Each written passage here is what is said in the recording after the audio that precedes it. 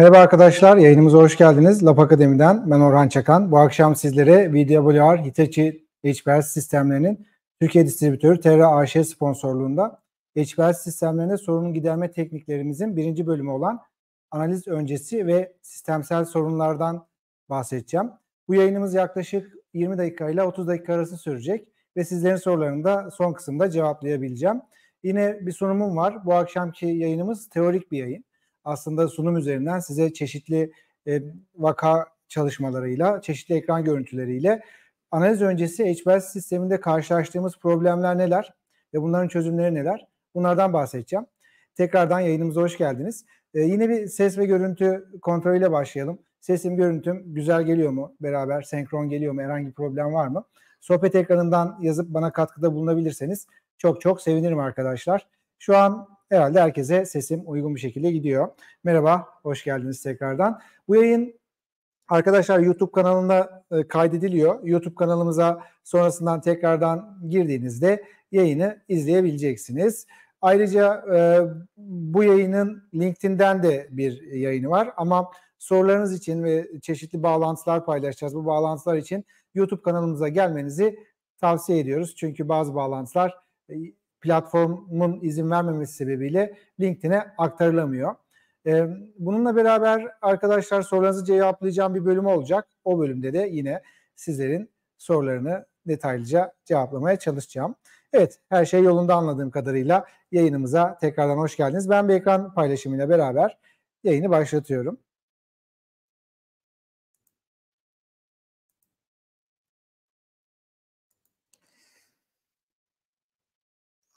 Arkadaşlar, şimdi bu bizim HPLC eğitimimizin aslında bir parçası. Bu yayında sizlere temel olarak HPLC sistemlerinde bir HPLC eğitimi alırsanız, yani tamamen uçtan uca HPLC'nin hepsini öğrenirseniz aslında burada görmüş olduğunuz dokümanın tamamını sizlere bir günlük bir eğitimde anlatıyoruz. Bu sadece bu eğitimin bir parçası. Bu eğitimde biz kromatografik sorunları ikiye ayırıyoruz temelde. Bu sorunların ilk bölümü aslında analiz öncesi sorunlar. Biz HPLC sistemini analize hazırladığımızda aslında hazırlarken ve tamamen sistemi şartlarken bazı kontroller yapıyoruz. Bunlar equilibration dediğimiz aslında dengeleme aşamasında veya single enjeksiyon vermeden önceki aşamada sadece bir monitoring yaparak bir kromatogramda sinyal alarak gözlemlediğimiz koşullar. Biz de bunlara analiz öncesi koşullar diyoruz. Öncelikle bir kolonu şartladıktan sonra da sistemde bir baseline görüntüsü almayı aslında temelde planlıyoruz tüm HPLC çalışmalarında. Bir HPLC analizine başladığınızda ilk basamaklardan biri budur. Mobil fazı sisteme takarsınız. Kolonu şartlarken ve şartlandıktan sonraki aşamalarda bir monitoring yaparsınız. Ve burada da yine bir izleme yaparsınız aslında. Burada temel olarak bundan bahsediyoruz. Yine tabii sizin katkılarınızı da bekliyorum. Sizlerden de buradan gelen yorumları ben aynı zamanda okuyorum arkadaşlar. Sizlerden de genellikle özellikle sektörde çalışan arkadaşlar varsa bu aşamalarda sistem hazırlık aşamasında en çok yaşadığınız problemler neler? Bunları sohbet ekranından yazabilirsiniz. Veya buradaki görmüş olduğunuz problemlere ekstra sizin yorumunuz nedir? Nasıl çözümler önerirsiniz? Bu problemler sizce burada size söylediğimiz şeylerin dışında ne gibi durumlarda ortaya çıkar? Sizlerin de katkısını bekliyorum. Ayrıca siz de katkı sunduğunuzda farklı arkadaşlarımız da bundan istifade ediyor olacak. Bunu da unutmayın lütfen. Evet, şimdi baktığımız zaman ilk şartlama aşamasında bir dengeleme verdik sisteme, bir equilibration yaptık ve normalde düz bir baseline istiyoruz. Şurada görmüş olduğunuz gibi bir baseline'ımızın olmasını isteriz biz. Ama bazı zamanlarda bu ya şöyle aşağı yönlü bir baseline olur veya yukarı yönlü bir baseline olabilir. Burada aşağı yönlü veya yukarı yönlü sürekli bir hareketin olması demek arkadaşlar aslında sistemde bir problemin olduğunu gösterir. Bu problem temelde ya kolon iyi şartlanmamıştır veya kaçak olabilir sistemde. Pompalarda basınç oynaması olabilir. Yani pompa sürekli basınç kaçırıyordur. Check valve'lerde problem olabilir. Dedektörde bir problem olabilir. Dedektörünüzün flow cell'i çatlamış olabilir veya flow cell'de farklı problemler olmuş olabilir. Bu gibi yerleri kontrol etmeniz gerekiyor. Ama temel olarak biz böyle bir baseline gördüğümüzde, aşağı ya da yukarı yönlü bir baseline gördüğümüzde aslında ilk şüphelendiğimiz şey arkadaşlar iyi bir şartlama işleminin olmamış olmasıdır. Yani biz şartlama işlemini yeterli yapamamış olabiliriz. İlk olarak bundan şüpheleniyoruz. Ben yine bunu birkaç yerde dile getireceğim. Sorun giderme yaklaşımında temelde bizim yaklaşımımız şu olması gerekiyor, felsefemiz. En maliyetsiz olandan, en kolay olandan en zor olana ve en maliyetli olana doğru bir sorun giderme yaklaşımı benimsememiz gerekiyor. Örneğin burada kolon da bozuk olabilir. Yani kolon ömrünü tamamlamış olabilir. Ama bu son ihtimal olarak her zaman bunu değerlendirmemiz gerekiyor. Tabii ki kolonun bozuk olduğunu bize bariz bir şekilde gösteren problemler var. Onu da bir sonraki yayınımızda 26 Ağustos'ta gerçekleşeceğimiz yayında sizlere aktaracağız. Orada da yine tabii ki bariz problemler olduğunda direkt sonuca gidebilirsiniz ama böyle çok geniş skalada bir problemle karşılaşıyorsanız arkadaşlar, o problemi çözmek için en basitten en zora, en az maliyetli olandan en çok maliyetli olana doğru bir skala yapmanız gerekiyor. Burada en basiti şudur: kolon şartlanmamış olabilir.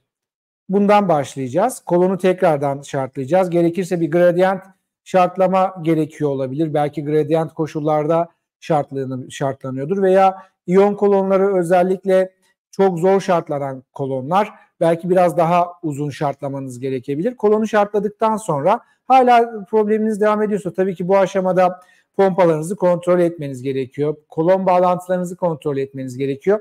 Herhangi bir kaçak vesaire var mı? Bunları görmeniz lazım. Tabii diğer senaryolar, burada görmüş olduğunuz ekran görüntülerinin sol tarafında yer alan tüm senaryolar neredeyse tüm maddelerde benzer şekillerde yazıyor. Hepsinde aynı ihtimalleri neredeyse sıralıyoruz. Ama sorun giderme aslında bu kadar madde arasında boğuşmayı gerektiriyor ama bunun temelinde sizin sorun gidermedeki uzmanlığınızı kazandıracak olan şey ise yıllar içerisinde edinmiş olduğunuz deneyim ve tecrübe. Bazı maddeleri eleyebilirsiniz. Mesela mobil faz kompozisyonu değişimi olabilir. Özellikle bir floresan dedektörle çalışıyorsanız, bu sadece floresans değil, aynı zamanda UV dedektörlerde de aynısı olabilir. Mesela mobil fazınızı iyi karıştıramamış olabilirsiniz. Karıştırmayı unutmuş olabilirsiniz.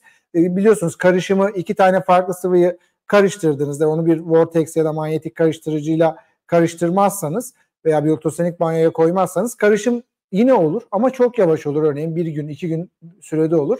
Biz manyetik karıştırıcı ile veya vortex ultrasonik banyoya koyarak aslında o süreyi saniyelere, dakikalara düşürüyoruz. Eğer bunu unuttuysanız, ki bu senaryoları biz gördük, unutulabiliyor.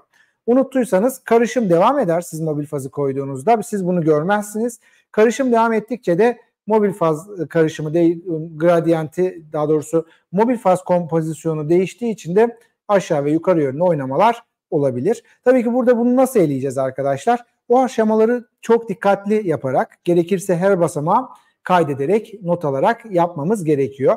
Laboratuvarda zaten kayıt etme, not etme oldukça önemli. Bu noktada da size izlenebilirlik sağlayacaktır. Mobil faz kompozisyonu değişebilir ama sadece böyle değişmez. Mobil faz kompozisyonunuz ortam sıcaklığı uygun olmadığı için değişebilir. Ortamda belki sıcaklığınız çok yüksektir, organik solventlerle çalışıyorsunuzdur, bir kapak kullanmıyorsunuzdur, bir mobil faz güvenlik kapağı kullanmıyorsunuzdur. Ağzı açık bir şekilde bunu çalışıyorsanız buhar basıncı çok düşük olacak ve doyuma ulaşmayacak ve ortama organik solventler çok hızlı şekilde karışacak. Organik solvent oranınız değişebilir. Bu da yine problemlerden biri. Onun için her basamağı kuralına uygun şekilde yapmamız gerekiyor. Sıcaklık dalgalanmaları olabilir ki ortam sıcaklığınız stabil tutulamıyorsa, gün içerisinde çeşitli değişiklikler oluyorsa bu da yine etkileyebilir. Özellikle sıcaklık dalgalanmaları refraktif indeks dedektörlerde ciddi problemler yaratır. Refraktif indeksi biliyorsunuz sıcaklığa göre değişen bir indeks. Ortam sıcaklığı değiştiğinde mobil fazın sıcaklığı da değişir ve böylelikle sizin alacağınız sinyallerin şekli ve yeri de değişir. pH değişiyor olabilir. Biz çökme olabilir mobil fazda. O zaman neyi kontrol edeceğiz arkadaşlar? Mobil fazımızda bir çökme var mı? pH'ında bir problem var mı? Bunları kontrol edeceğiz. Yani ilk kontrol etmemiz gereken şeyler, eğer sistemde bir kaçak yoksa, hava yoksa tekrardan bir purge işlemi yapabilirsiniz.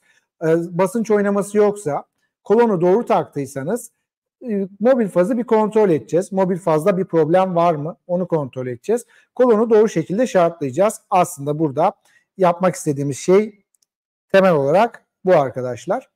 Evet, böyle uzun süreli dalgalanmalar var. Yani buradaki dalgalanmayı şöyle düşünün. Hem yukarı yönlü gidiyor bu dalgalanma hem de çok uzun dalgalar şeklinde gidiyor. Yani bir dalgalanmanın boyu çok uzun oluyor. Böyle bir durumda yine az önce saymış olduğumuz şeylerden şüphelenebiliriz. Kolon şartlanmamış olabilir. Sistemde hava kabarcığı olabilir. Mobil faz sıcaklığında, ortam sıcaklığında dalgalanma olabilir. Solvent oranlarında, karışma oranlarında problem olabilir. Dikkat ederseniz hep aslında sistemi ve mobil fazı önceliklendiriyoruz burada. Buraları kontrol ettiğinizde probleminiz devam ediyorsa kolondan ve dedektör flow cell'inden şüphelenebilirsiniz arkadaşlar. Kaçak burada bir ihtimal ama mesela bu tarz bir dalgalanmada ben sistemde bir kaçak olma ihtimalini çok düşük görüyorum. Aslında kaçağı birazcık daha geri plana atabiliriz. Bakın burada da kesikli 10'ar saniye, 20'şer saniye aralıklarla çok sistematik bir dalgalanma var. Hatta eksiye, negatife inme görüyorsunuz buralarda. Burada ne olabilir? Burada da yine pompada hava olabilir. Burada sanki sistemde hava olma ihtimali birazcık daha yüksek. Özellikle pompanın iç kısmında bu hava birikmiştir. Çünkü pompa düzenli olarak itme çekme hareketi yaparken düzenli olarak da basınç dalgalanması yapacağı anlamına gelir bu. Bunu da biz dedektörde bir baseline'a baktığımızda bu şekilde görebiliriz. Yine flow cell'de hava olabilir. Flow cell'de kirlilik, kontaminasyon olabilir. Örneğin burada şunu demiş, elektriksel girişimler olabilir demiş. Bu çok düşük bir ihtimal. Bununla ilgili farklı birkaç senaryo var. Onları göstereceğim. Ama bunun dışında dedektör akış hücresinde hava yine burada bir nebze ağır basıyor. Aslında ben böyle bir sistem, bir şey gördüğümde çok sistematik bir şekilde değişmiş. Sanki sistemde hava var gibi geliyor bana. Önce bir sistemi tekrardan yıkayıp pörç ederek bu ihtimali ortadan kaldırmak isterim ben. Yani sistemde hava olduğunu düşünebilirsiniz böyle bir şeyde. Pistonlarda, contalarda kaçak olabilir ki bunu zaten bir problemle karşılaştığınızda yapmamız gereken ilk şey bağlantıları ve pompaları kontrol etmek. Bir hava daha doğrusu bir sıvı kaçağımız var mı? Bunu kontrol etmek arkadaşlar. Sıvı kaçağı varsa zaten sorunun temel kaynağı bu olabilir. Evet. Bir diğer senaryo. Normalde biz baseline nasıl istiyoruz? Böyle dümdüz, gürültüsüz. Düz bir baseline istiyoruz ama böyle yer yer gürültüler var. Gürültü geliyor, artıyor. Sonra bir ara düzeliyor baseline. Sonra tekrar artıyor. Tekrar baseline düzeliyor. Bu şekilde tekrarlayan bir gürültü alıyorsunuz. Burada ne olabilir? Burada anlık olarak akışta değişiklik olabilir, basınçta değişiklik olabilir. Yani sistemde bir yerde hava vardır. Sistem o havayı atar. Sonra o havayı atarken bir baseline'de gürültü olur. Yani havaya atma esnasında bu gürültü artar. Sonra o havaya atınca biraz düzelir. Biraz düz gider. Sonra yine hava yapar sistem. Tekrardan gürültü olur. Ve tekrardan o havaya attıktan sonra bir daha hava yapar. Bunu genellikle biz şeyde çok görüyoruz. Özellikle solvent rezervuar alanındaki mobil faz hatlarının ucundaki o mobil faz filtreleri tıkandığında hava kabarcığı atar belirli aralıklarla. O hava kabarcıkları pompaya gelir, dalgalanma yapar, sistemden atılır. Daha sonra yine örneğin 2 dakika aralıklarla o hava kabarcığı sürekli sisteme gider. Yani sistem bir yerden sürekli hava kabarcığı üretir. O zaman da bu dalgalanmaları görebilirsiniz. Veya bu olmayabilir arkadaşlar. HPLC sistemlerinde biz YouTube'da bununla ilgili birkaç videomuz var, izleyebilirsiniz. Solvent rezervuar alanlarını kullanmıyorsunuzdur. Mobil fazları pompadan daha aşağı veya pompayla aynı hizaya konumlandırıyorsunuzdur. Pompa yukarıya, yer çekimi aşağı çekmeye çalışırken o mühendislik gereksinimini siz yerine getirmediğiniz için pompadan daha yukarı olması gerekiyorken mobil fazlar aynı hizada veya daha aşağıda konumlandırmışsınızdır.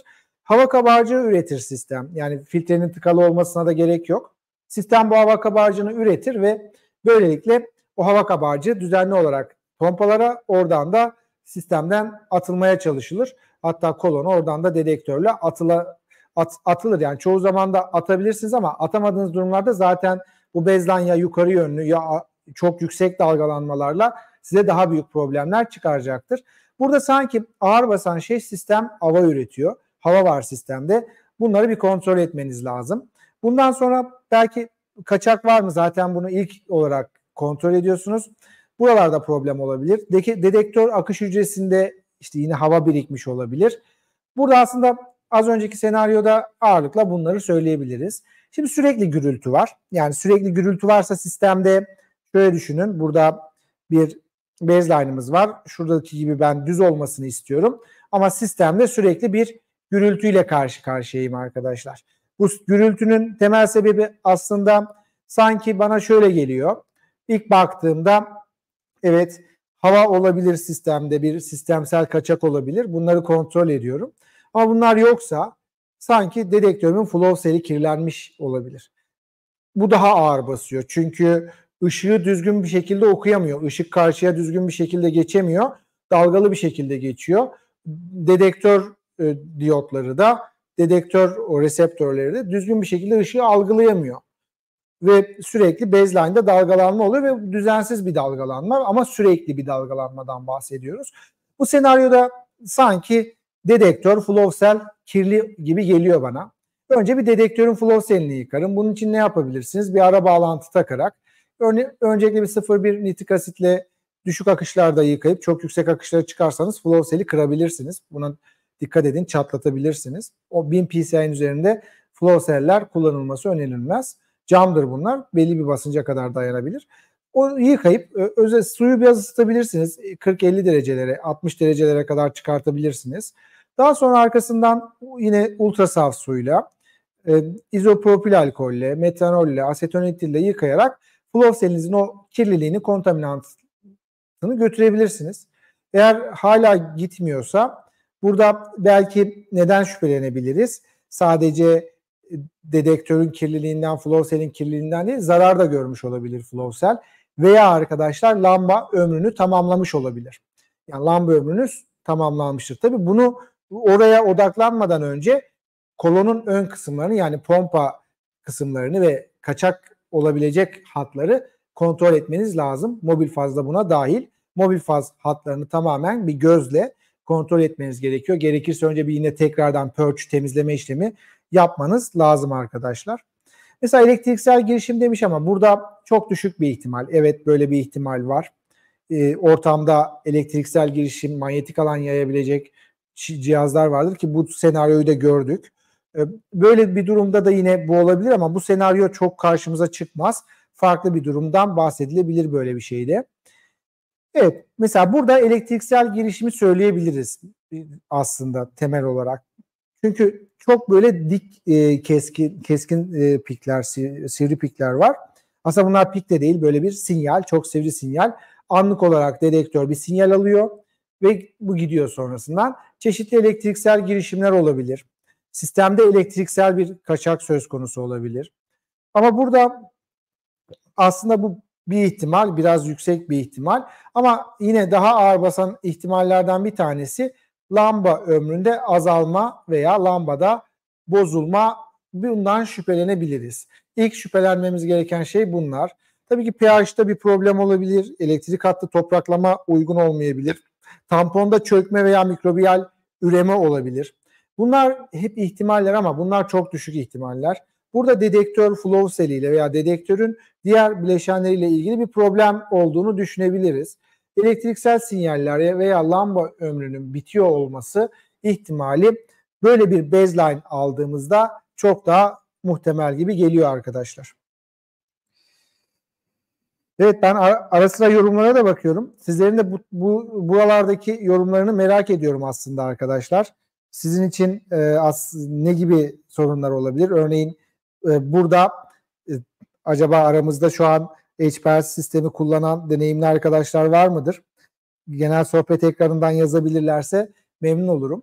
Eğer sizlerin de bu konuda deneyimleriniz varsa buraya katkıda bulunabilirsiniz. Örneğin ben şu son senaryodaki kısmı, şurayı aslında daha önce başka bir çalıştığım yerde tecrübe etmiştim. Gerçekten bir elektriksel girişim sonucunda bunun olduğunu gözlemlemiştik ve sonrasında o durumu düzeltip arkadaşlar düz bir baseline almıştık, elde etmiştik. Evet.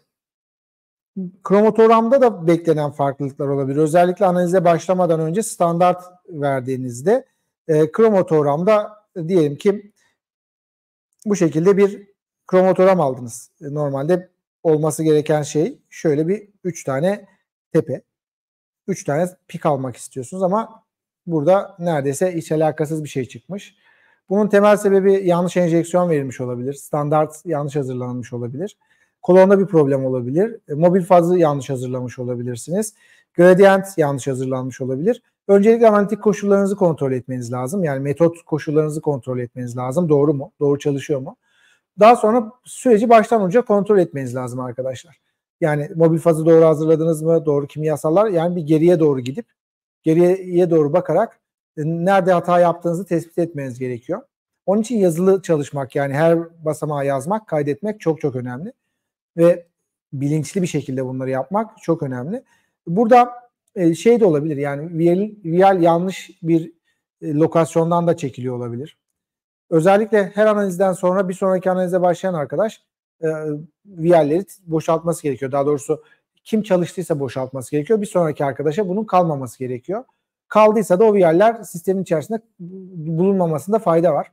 Olduğu gibi onları tehlikeli hata gönderip yeniden sizin hazırladığınız viyallerle çalışmanız lazım. Burada bir karışıklık olabilir. Belki standartları karıştırmışsınızdır. Ama temel olarak aslında burada sistemsel bir şey değil de sanki bizden kaynaklı bir şey varmış gibi duruyor arkadaşlar. Hiç baseline alamıyorsak, yani daha doğrusu hiç pik alamıyorsak ne olabilir? Bu konuyu kim varmış? Dilara Hanım yazmış. En son 2 yıl önce okul laboratuvarında kullandım. O yüzden bilgilerim körelmiş olabilir diyor. Onun başka acaba HBR sistemini kullanan arkadaş var mı aramızda? Varsa örneğin bu kromatoramda şu an hiç pik alamama sebebimiz ne olabilir? Bunu da merak ediyorum. Ne gibi yorumlar gelecek? Eğer yorumlarınız varsa yazabilirsiniz arkadaşlar. Bununla ilgili aslında böyle bir anım var. Çok önce çalıştığım yerlerden birinde sistem yıkadıktan sonra işte analize başlıyor arkadaş. Hiçbir şekilde sinyal alamıyor. Sistemi kontrol ediyor, her şeyi kontrol ediyor. Sonra benim de çalışmamı istiyor. Yani benim de bir bakmamı istiyor. Ben de bakıyorum, hiçbir problem bulamıyoruz. Yani hiçbir şey yok aslında. Ve düşük basınçla çalışan bir sistem. Onu da biliyoruz. Yani öyle çok yüksek basınçlara çıkmıyor. Daha sonra bakıyoruz ki kolon takılı değil arkadaşlar. Ara bağlantı takılmış sistem yıkanırken. Kolonun takılması unutulmuş. Enjeksiyon veriyoruz. Yani normalde sistemin boş basıncı 40 bar, 30-40 barlardaysa işte 45-50 barlarda çıkıyor kolonla ve çok yüksek basınçlara çıkmıyor. Düşük akışlarda çalışılıyor. Kolon takılmadığı için de böyle bir sistem alınabiliyor. İşte bu çok basit sorunlardan biri. Ama bunun dışında yanlış mobil faz hazırlanmış olabilir. Mobil fazlar farklı kimyasallarla hazırlanmıştır. Gradient problemli olabilir burada. Böyle, ama genellikle gradient problemli olsa biz bir tane bile olsa bir pik görebiliriz arkadaşlar. Hiç pik göremememizin temel sebepleri kolona hiç akış da gitmiyor olabilir. Yani siz bir basınç gibi bir şey görüyorsunuzdur ama akış gitmiyordur. Yani onu da kontrol etmeniz lazım. Yine burada sistemin kendinden ziyade bizimle ilgili bir problem olabilir. Böyle yaklaşmak lazım buna. Evet. Şimdi buradan sonrasında arkadaşlar bu piklerle ilgili kısımları da bir sonraki yayında aslında inceleyeceğiz. Bu yayında buraya kadar inceleyip burada bitirmek istiyorum. Yine sorusu olan varsa sorularını cevaplayabiliriz. Aslında bu yayını burada tamamlamış oluyorum. Evet. Sorusu olan var mıdır? Sorun giderme teknikleriyle ilgili. Aslında burada bu akşam anlattıklarımız birkaç tane senaryo. Tabii ki çok daha fazla problemle karşılaşabilirsiniz. Analize başlamadan önce bir standart enjeksiyonu vermeden önce ve standart enjeksiyonu ilk verdiğinizde nelerle karşılaşabilirsiniz? En yaygın karşılaştığımız birkaç problemi aslında burada durduk. Birinci problemimiz neydi? Aşağıya da yukarı yönlü bir hareket. İkinci problem uzun dalgalanmalar. Üçüncü problem kesik kesik dalgalanmalar baseline'da. Dördüncü problem sürekli dalgalanmalar. Beşinci problem keskin sinyaller. Bunların hepsi aslında ilk analize başlarken karşılaştığımız yaygın problemlerden birkaçı diye söyleyebilirim. Evet, yayınımızı aslında burada bitireceğim. Bu akşamki yayın bu kadardı. 26'sında tekrardan bir bakalım. 26'sı mıydı hatırlayamadım tabii ki bir sonraki yayını. 27'si de olabilir. Şuradan kontrol edelim. Evet, bir sonraki yayınımız da arkadaşlar 27 Ağustos'ta, 26'sı yanlış söylemişim. Ona da buradan katılabilirsiniz.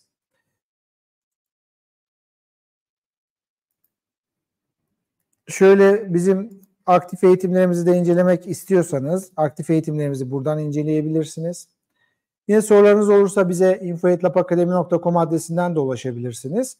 Bu yayını sizlere Terra AŞ aracılığıyla ulaştırıyoruz. Terra AŞ, VWR, Hitachi HPLC sistemlerinin ki şu an arkamda görüyorsunuz. Bu HPLC sistemlerinin Türkiye distribütörü. HPLC ile ilgili herhangi bir talebiniz varsa da kendilerine açıklamalara bıraktığımız bağlantılardan ve mail adresinden ulaşabilirsiniz. Muhakkak teklifleriniz arasında değerlendirmenizi önerdiğimiz sistemlerden birisi. Bu konuda kendilerine ulaşabilirsiniz arkadaşlar. Evet.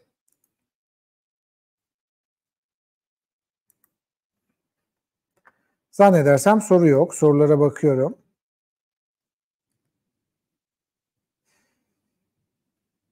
Evet. Katılımınız için teşekkür ederim arkadaşlar. Bir sonraki yayında görüşene kadar hoşça kalın. Ama öncesinde tabii ki şunu da hatırlatayım. Unuttum. Her yayında unutuyorum bunu.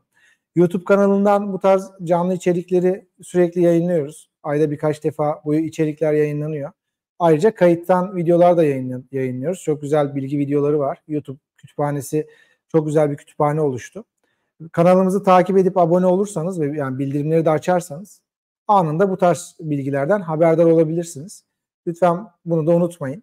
Bizi farklı kişilere de önerebilirsiniz. Kanalımızı takip etmelerini sağlayabilirsiniz. Bu da bizim için çok değerli bir katkı aslında arkadaşlar. Çok çok teşekkür ederim. Yayını burada sonlandırıyorum. Hepinize iyi akşamlar dilerim arkadaşlar.